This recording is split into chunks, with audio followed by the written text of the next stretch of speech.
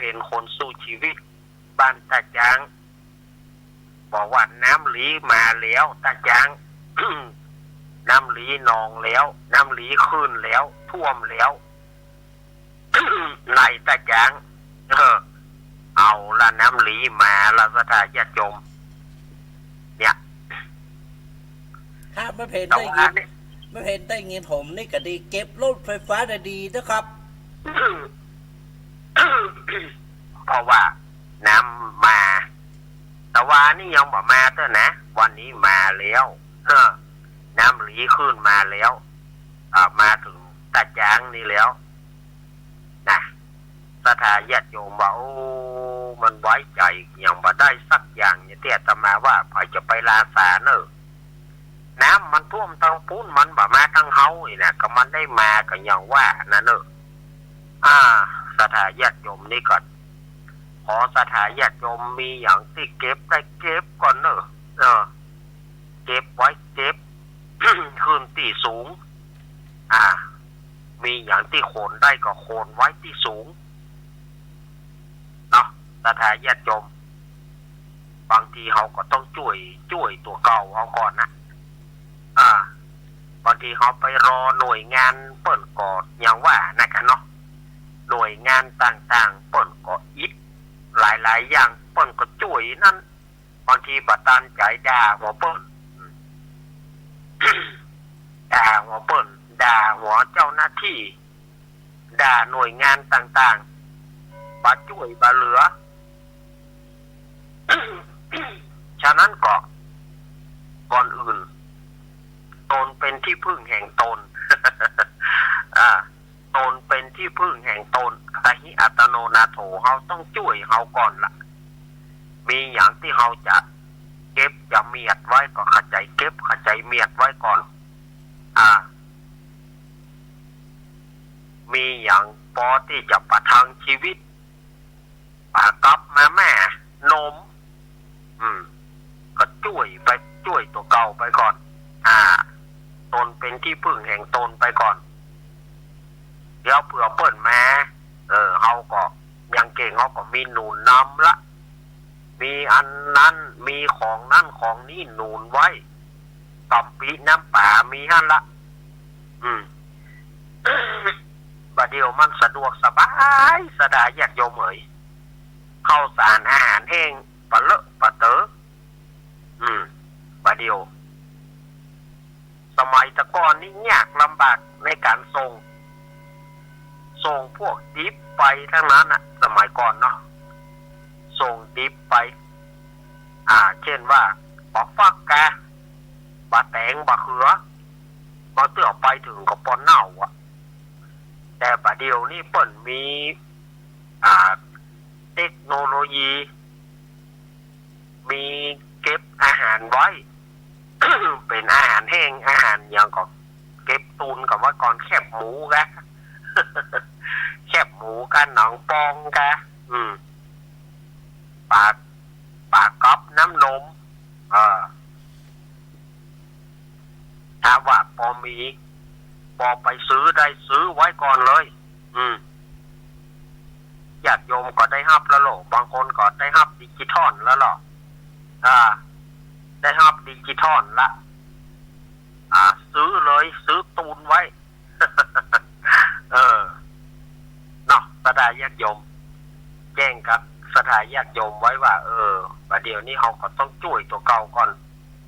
ถ้าเผื่อว่าหน่วยงานเปิ่นเข้ามาเขาก็สบายละเขาก็ได้ช่วยตัวเก่าเขาพ่องไปละ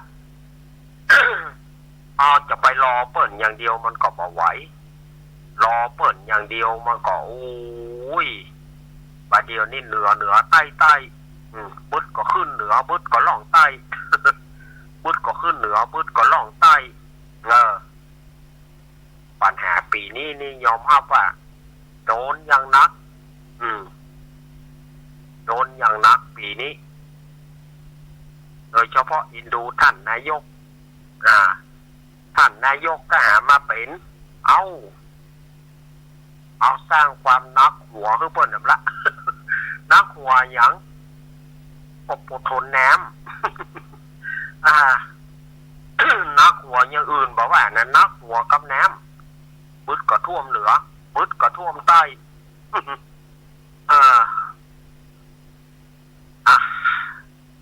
ขอให้ปลอดภัยเหมือนกันกูคนเนอเนาะอันใดอาตมาว่าไปที่มันจะได้ก็ขอให้สถานญาติโยมให้มันกลับกลายเป็นสิ่งที่ดีนักเป็นเบาเป็นบางเป็นจางขอให้มันหายเนาะสถานญาติโยมเนาะให้มันหายโวยให้มันเข้าสู่สภาวะปกติโวยอาตมาเป็นกำลังใจให้นะตอนนี้อาตมาภาพก็หันว่าพอสมควรแก่การเวลาอาตมาภาพจะวางสายเนอะใครที่จะโทรหาอาตมาตอนนี้0837611775ไปจะโทรหาอาตมาก็โทรได้เลยเจริญปอนครับอะไรครับเจ้ายายน้อยว่าไปเลยขออนุญาตต่อคนจะว่ากันแล้วสักครั้งเจ้า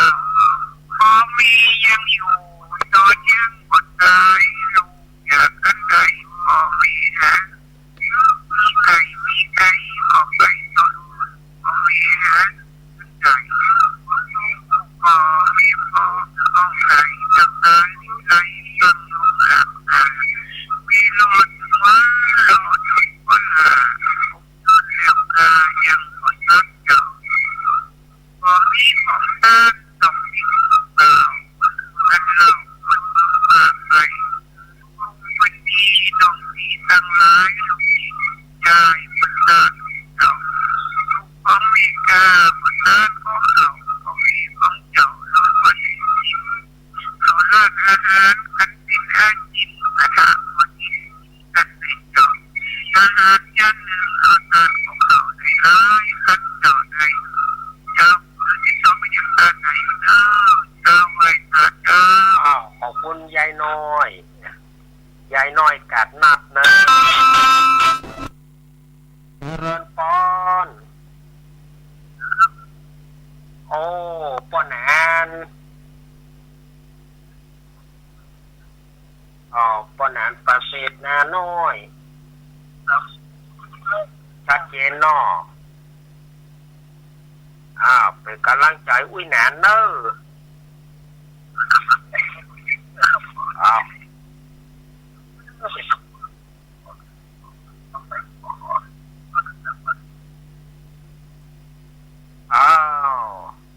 ขอบคุณอุ้ยหนานเนออุ้ยหนานประเสริฐนาน้อยนาแดงจังหวัดน่านเนอนี่นะสถานญาติโยมโทรเข้ามาเนอะ0837611775 0837611775ปล่อยจะโทรหาอาตมาตอนนี้ยังได้เนอะ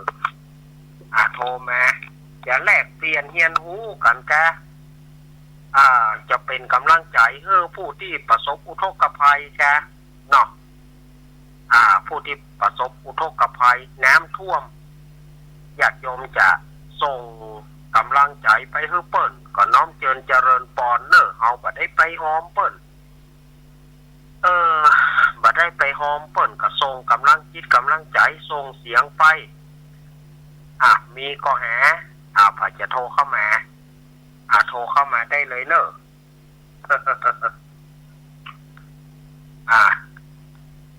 0837611775สายว่างแล้วสถานญาติโยมโทรเข้ามาเนอะวันนี้นี่ก็อาตมาเช็คตั้งนอกก็ห้วยต้องซักได้นะแต่ว่าสถานีตั้งนานมาละแล้วก็ยายน้อยกัดนัดมาละฟังแม่ไอชัยประการว่าจะได้แม่จันสมแม่สีทอน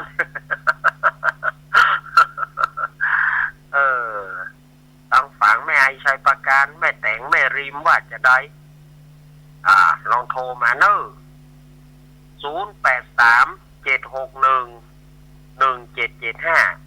รายการอาตมานี่มันใส่บ่ค่อยนักเนอะใส่บ่ค่อยนักโดยเฉพาะตั้งวันนี้แม่สิสุแก้วสีโพธารามจะได้พ่อเจริญปอนเอาไว้หาเจ้าตรงนี้ไม่ตั้งสมัยแรกแม่โอ้แม่คนนี้มาชัดเจนเจ้าแม่พี่สมัยเนาะมันอาจารย์น้ำท่วมก็เจ้าบ่มีเพราะว่าน้ำมันไก่น้ำแม่เนาะเจ้ามันกำลังใจทุกคนนะที่เป็นน้ำท่วมนะเจ้าพวกกำลังก็แล้วเจ้าเนาะเป็นการกำลังใจเนาะทุกคนนะทุกคนไปโดยดีเนาะนะแม่ว่าไปเลยยินจะเป็นกำลังใจของทุกคนมันหักมันผลมาเจอที่มาเจอที่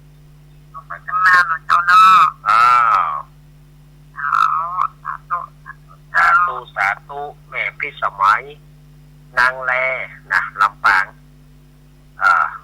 ส่งกำลังใจมา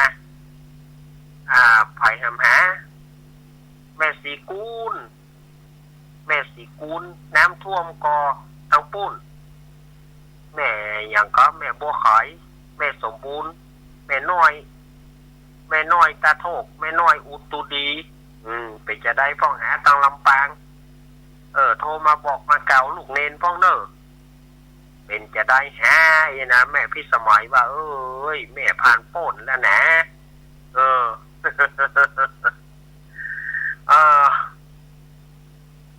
แต่มันสถานการณ์ถามว่าสถานการณ์มันจะนี่ก็ยังเตี้ยตมาว่ามันยังฮ้อนอยู่มันยังอ่วมอยู่แต่แสดงว่าฝนมันบ่หมดเตื้อฝนยังบ่หมดเตื้อเพราะว่ายังมันจะต้องมีอยู่แต่มันจะนักหรือน้อยท่านนะสถานญาติโยมเนาะมันจะนักหรือน้อยเจริญปอนสงวางเนาะอ่อนไม่น้อยเลยนะเจ้าเนาะเอาว่าไปเลยไม่น้อยเจ้าพอเมวอนขอเมรอภูเขาไปแล้วเจ้าลูกเมว่าได้ยินลูกกันพอเมก็เลยต้องกินแล้วเจ้าโมเมากากาลูกนั้นตั้งเก่าก็ตั้งภูเขาหากใจใดอยากน้ำหายเสียกันพอเมเดินกินก็ได้เพราะทีมที่ว่าอีกาทันไทยเขาสูงไปเจ้าที่เมคนเดียวก็ได้กินเขาเป็นรอบภูเขาเดินรักษาอยากตกกัดพกเลิกเกินไม่รอดเดินอย่างกดต้านเจ้าวิญญาณทั้งหลายเปิดอีกภูเขาอีกนั้นคนเจ้าตะบนลูกหลานมีนั่นเขาถึงหอดต้นมีเจ้าทนรอแล้วเจ้าจะสอนหนึ่งเจ้าตามนะครับต้นไม้หนึ่งต้นแมงไม่ขีดได้ลากไม่ขีดหนึ่งกาดเขาไม่ตากเป็นกุ้งเวนกำให้ใหญ่ทำมาเวทกำนั่นนาที่ซึ่งว่าได้คุณพอมีก็ต้องสนใจไปเหมือนแม่เดินนายขอพ้นไปเร็ว12ผ่านไปทำใจเจ้าลูกหลานเรื่องไปกดต้านพวกเขาปัจจัยในเจ้าทำอยากน้ำหายไปได้เนมจนหรือจะทำบุญอย่างก็ได้ไอ้ตัวน้ำท่วมเลยว่าขอให้อันนี้ก็ได้ก็เป็นผู้เจ้าผู้เลพอมีตายายที่เราก็เป็นผู้เจ้าได้เจ้าไว้ตาเจ้าขอบคุณแม่น้อยเนอะแม่น้อยมา2 รอบเนาะมาละยายหน่อยเฮ้ยยายน้อยกาดนักนะคนเป็นนักปราชญ์ท่านหนึ่งเรียกว่านักปราชญ์การกลอน โอ้ฟังแล้วก็อกเนาะเรื่องที่ว่าไผบ่ได้กินได้ตานขันเข้าหายากยังท่าอยู่บัดนี้เพิ่นเอาไปละคนใดได้บุญก็ไปโดยดีคนใดบ่ได้บุญก็ไป ว่าได้ของกินของทานก็จะถูกโซ่ตรวนลากไป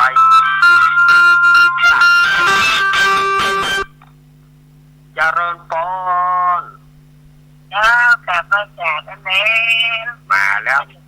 ร้อนเยี่ยนะโอ้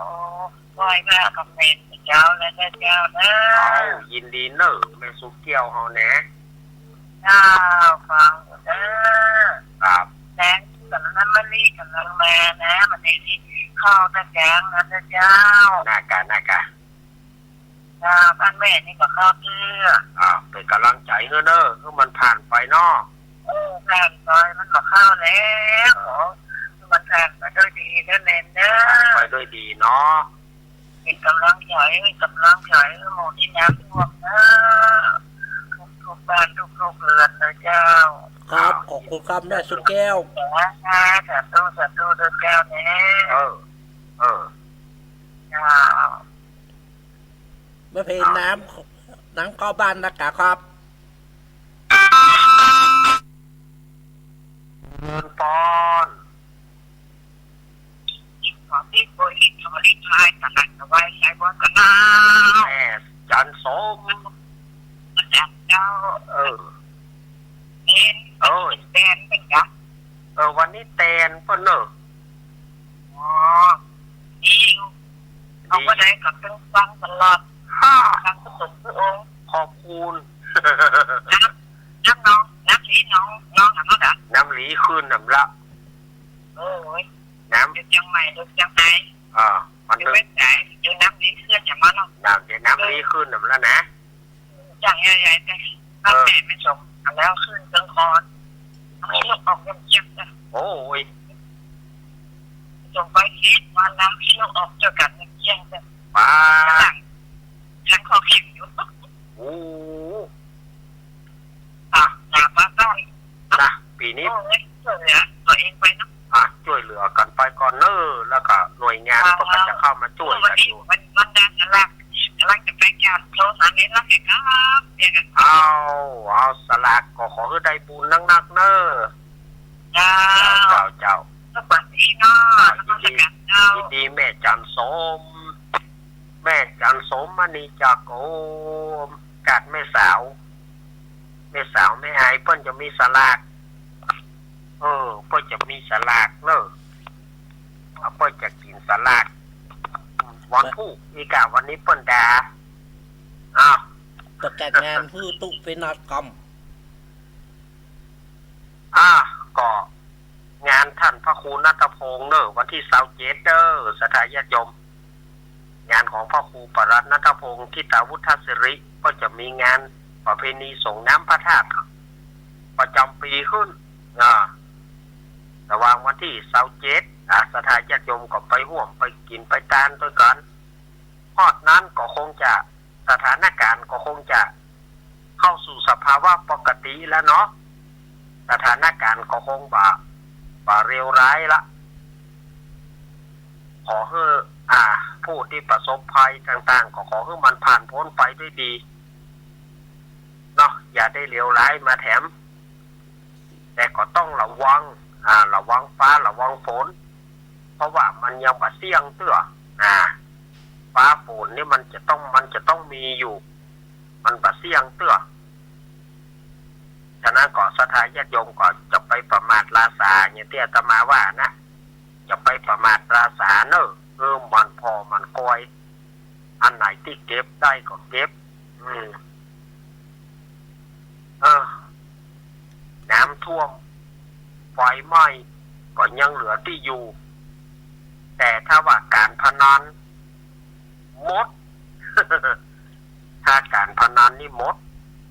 ไฟไหม้ใต้น้ำท่วมยังมีแผ่นดินเหลืออยู่ที่ดินเหลืออยู่ถ้าเข้าสู่การพนันเพราะว่าพนันด้วยอันใดก็ตามเถอะขึ้น104ตัวครับงานขึ้น104ตัวครับงานปีเฮาแล้วก็ปนเนอร์อย่างที่อาตมาว่าปีหน้าก็12มกราก็งานพระป่าธรรมะคลายเครียดเนอะสถานญาติโยม อันนี้ก็เป็นงานต่างๆที่อาตมาได้เก็บข้อมูลมาแล้วก็เอามาเล่าสู่ศรัทธาญาติโยมทั้งหลายได้ฟังกันก็มันก็แน่นอนนะเนาะศรัทธาญาติโยมดินมันก็อิ่มน้ำไปกุฏิเดี๋ยวที่วัดอาตมานะถูกได้เจาะหูน้ำนะถ้าบ้านมันบ่มีที่หมูนมันบ่มีที่ลงอ่ะ ต้องเจาะหูน้ำมันก็ก่อยระบายไปแต่ประเด็นนี้ที่มันเจาะมาได้ก็คือที่ตีนพระธาตุแล้วเนาะถ้าฝนมาก็เอาอะแม่เพนว่าจะได้เล่นแล้วได้เองกำลังเข้าอันนี้เลยเด้อน้ำไงอันใดก็เก็บก่อนนะแม่เพนเนอร์จ้ะลูกๆกันถ้ามันขบวนนี่เนาะแม่เพนเก็บรถไฟฟ้าเหียดูเจ๊ว่าเก็บรถไฟฟ้าอย่าเนอะจะเก็บไว้แล้วจ้ะเก็บไว้แล้วเนาะไม่ได้จ้ะ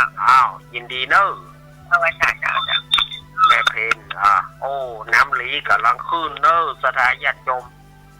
น้ำลีมาแล้วเอาละสถาญาติโยมเหยเวลาอาตมาหมดพอดีเนอะอาตมาก็ขอความผาสุกความเจริญในธรรมจงบังเกิดแก่สถาญาติโยมทั้งหลายผู้ที่ประสบภัยขอให้รำงับกับหายไปโวยๆให้มันผ่านพ้นไปวิกฤตต่างๆให้มันผ่านไปสถาญาติโยมก็ตั้งจิตตั้งใจก่อยให้มันดีขึ้นมาอธิษฐานไหว้พระเจ้านะสถาญาติโยมบ่มีอย่างที่จะไปสารณะที่เปิ่งเต่าพระพุทธพระธรรมพระสงฆ์พุทธังธัมมังสังฆังแคล้วคลาดพุทธังธัมมังสังฆังแคล้วคลาดพุทธังธัมมังสังฆังแคล้วคลาดอาตมาภาพขอให้สถาญาติโยมอยู่ดีมีสุขเหมือนกันทุกผู้ทุกคนเนอะอายุวันโนสุขังพลัง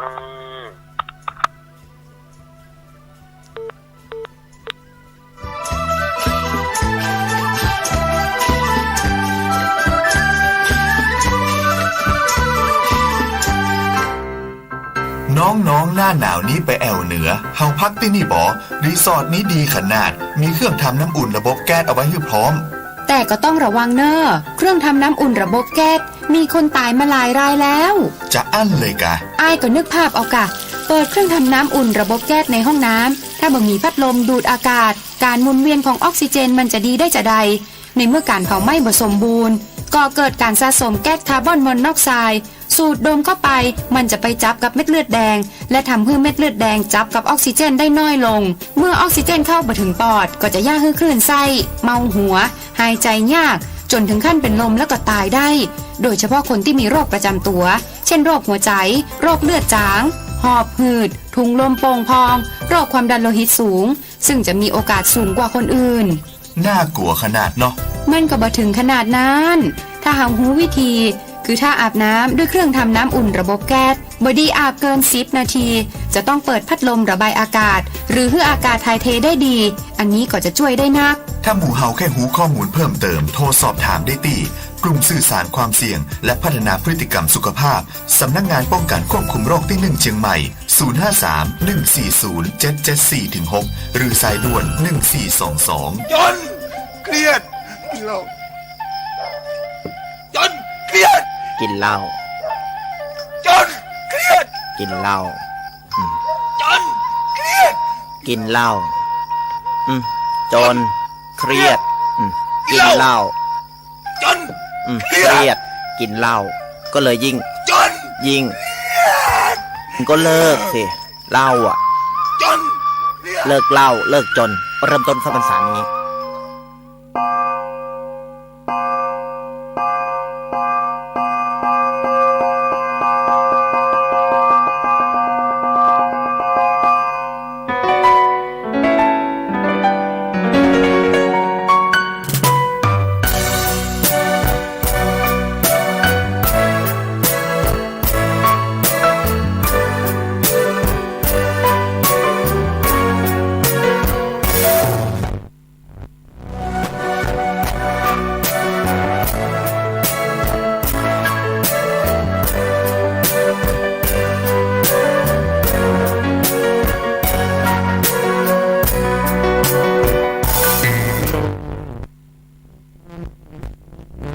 จะทุกสิ่งไม่ยั่งยืนจริงย่อมผูกพันตามกันจะฝืนให้ยั่งยืนจนสิ้นโลกายันนาองค์พระพุทธาท่านตรัสสอนไว้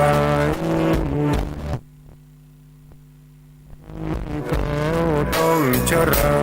แก่อาคราวแก่สมปัญญาทั่วภารามีโทมไปเจ็บทุกข์ย่อมเวียนวนมีผลไกลๆสัตว์โลกล้วนรู้เกิดแก่ตายหลีกไปไม่พ้น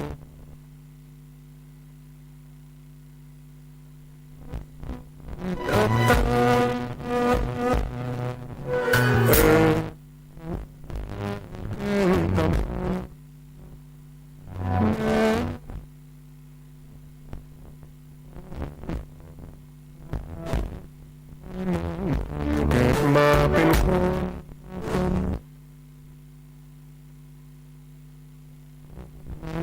ตายไว้ชีวาแต่กุศลผลกรรมทำมาย่อมแปลงข้ากลายเป็นให้ทุกคนเวียนวนไม่สูญสุขทุกข์พวกคุณได้ก่อทำ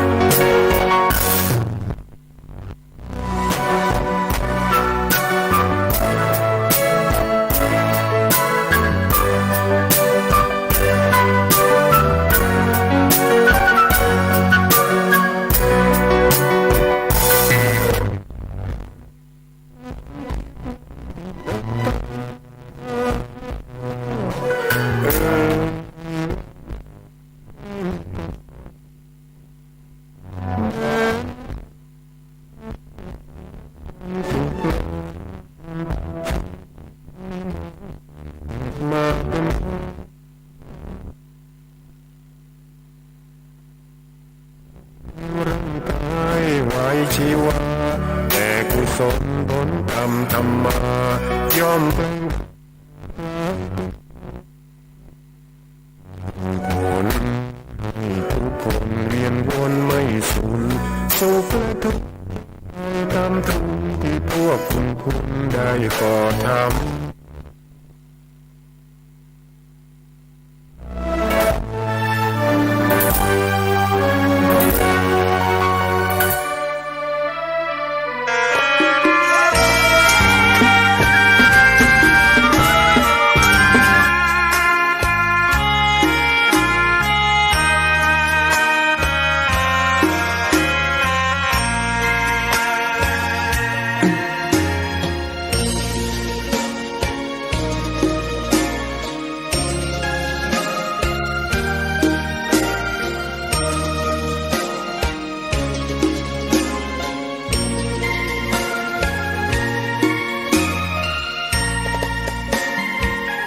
ดอกบัวดอกหนึ่ง